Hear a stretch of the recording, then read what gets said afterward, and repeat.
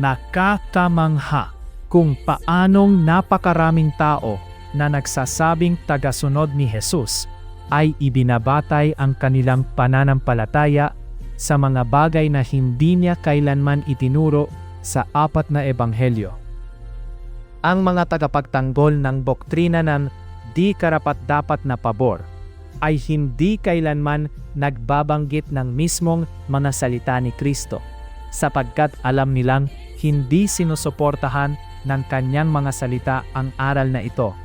Kumakapit sila sa mga ideyang lumitaw makalipas ang mga taon ng pagbabalik ng ating tagapagligtas sa Ama. Ang resulta ay pananampalatayang nakatayo sa tao, hindi sa Mesiyas.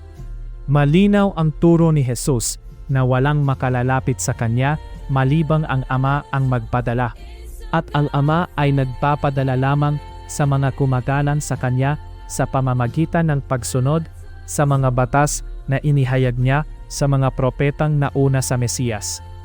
Anumang plano ng kaligtasan na hindi nagmula sa mga labi ni Kristo ay hindi mula sa Diyos.